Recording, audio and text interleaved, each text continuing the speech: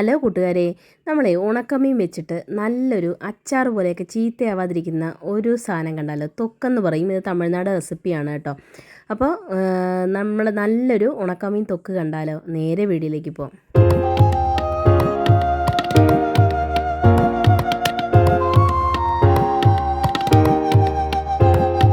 അപ്പോൾ അതിനായിട്ട് ഞാനിവിടെ ഉണക്കമീൻ ചൂടുവെള്ളത്തിലിട്ട് വെച്ചിട്ടുണ്ട്. ചൂടുവെള്ളത്തിൻ്റെ കൂട്ടത്തിൽ കുറച്ച് നല്ല ചൂട് കഞ്ഞിവെള്ളം കൂടി ഇട്ട് വെച്ചിട്ടുണ്ടായിരുന്നേ.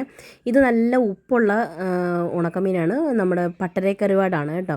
അപ്പോൾ നല്ലതുപോലെ ഒന്ന് ചൂടൊക്കെ മാറിയതിന് ശേഷം നല്ലതുപോലെ കഴുകി നമ്മുടെ ഉണക്കമീൻ മാറ്റി വെച്ചിട്ടുണ്ട്.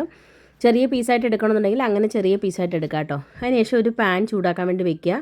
അതിനകത്തേക്ക് നല്ലെണ്ണയാണ് കേട്ടോ ഒഴിച്ചു കൊടുക്കുന്നത്. കുറച്ച് കൂടുതൽ നല്ലെണ്ണ ഒഴിച്ചു കൊടുക്കുക, എന്നാൽ മാത്രമേ ഇത് ചീത്തയാവാതിരിക്കത്തുള്ളൂ.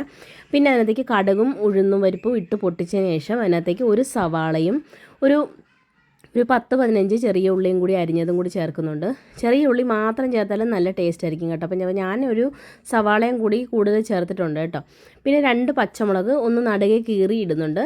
മൊത്തത്തിൽ അരിഞ്ഞിടുന്നില്ല, ചെറുതായിട്ട് നടുകെ കീറി ഇടുന്നുണ്ട്. പിന്നെ ചേർത്ത് കൊടുക്കുന്നത് വെളുത്തുള്ളിയാണ്. ഞാനിപ്പോൾ വലിയ വെളുത്തുള്ളി എടുത്തിരിക്കുന്നത്, ഒരു കുടം വെളുത്തുള്ളി എടുത്തിട്ടുണ്ട്. അത് ചെറുതായിട്ട് അരിഞ്ഞതും കൂടി ചേർത്ത് കൊടുക്കുന്നുണ്ട്. കുറച്ച് കറിവേപ്പിലയും കൂടി ചേർത്ത് കൊടുത്ത് നല്ലതുപോലെ നമ്മുടെ ഉള്ളിയൊക്കെ വഴണ്ട് വരണം കേട്ടോ. നല്ലതുപോലെ ആ കളറൊക്കെ ഒന്ന് ചേഞ്ച് ആയി വരുന്ന സമയത്ത് നമുക്കതിലേക്ക് പൊടികൾ ചേർത്ത് കൊടുക്കാവേ.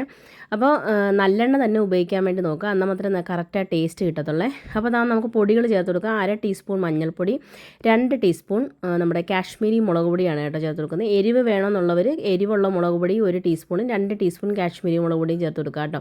പിന്നെ ഒരു 2 ടീസ്പൂൺ മല്ലിപ്പൊടി ചേർത്ത് കൊടുക്കുന്നുണ്ട്. ഒരു 1/4 ടീസ്പൂൺ ഗരം മസാലയും കൂടി ചേർത്ത് കൊടുക്കുന്നുണ്ട്. ഇനി ആ എണ്ണയിൽ കിടന്ന നമ്മുടെ പൊടികളൊക്കെ നല്ലതുപോലെ ഒന്നൊരു പച്ചമണമൊക്കെ മാറി വരണം. ആ ഒരു സമയത്ത് നമുക്കതിലേക്ക് പച്ചമണമൊക്കെ മാറി വരുന്ന സമയത്ത് നമുക്കതിലേക്ക് തക്കാളി ചേർത്ത് കൊടുക്കാം കേട്ടോ. അപ്പോൾ തക്കാളി ഞാനിപ്പോൾ ഇവിടെ 2 നല്ല പഴുത്ത തക്കാളിയാണ് ചേർത്ത് കൊടുക്കുന്നത്. ചെറുതായിട്ട് അരിഞ്ഞതാണ് എടുത്തിരിക്കുന്നത് കേട്ടോ.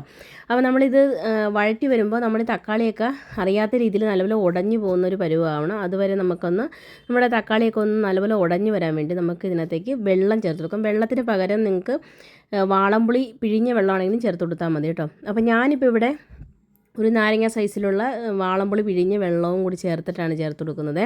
ഇനി അത് അവിടെ കിടന്ന് നല്ലപോലെ വെന്ത് വരട്ടെ. ഇനി കുറച്ചുകൂടി വെള്ളം വേണമെന്നുണ്ടെങ്കിൽ നിങ്ങൾക്ക് കുറച്ച് വെള്ളം കൂടി ചേർക്കാം കേട്ടോ, കുറച്ച് ചാറോട് കൂടി വേണമെന്നുണ്ടെങ്കിൽ. അപ്പോൾ ഇപ്പോൾ ഞാനിവിടെ ഒരു 1/2 കപ്പ് വെള്ളം കൂടി കൂടുതൽ ചേർത്ത് കൊടുത്തിട്ടുണ്ട്. കുറച്ച് ചാറോട് കൂടിയാണ് കേട്ടോ എടുത്തിരിക്കുന്നത്. അപ്പോൾ ഇത് കട്ടിയായിട്ട് എടുക്കണമെന്നുണ്ടെങ്കിൽ ആ വെള്ളം ചേർത്ത് കൊടുക്കണ്ട, ആ പുളിവെള്ളം മാത്രം ചേർത്ത് കൊടുത്താൽ മതിയേ. അപ്പോൾ നല്ലതുപോലെ തിളയൊക്കെ വന്നിട്ടുണ്ട്. ഇനി അപ്പം ആ ഒരു തക്കാളിയൊക്കെ ഉണ്ടല്ലോ, ആ തക്കാളി നമ്മൾ സ്പൂൺ വെച്ചിട്ടൊന്ന് ഉടച്ചൊക്കെ കൊടുത്താൽ മതി കേട്ടോ. ഇനി നമുക്കിതിനകത്തേക്ക് കഴുകി വെച്ചിരിക്കുന്ന നമ്മുടെ ഉണക്കമീനും കൂടി ചേർത്ത് കൊടുക്കാം കേട്ടോ.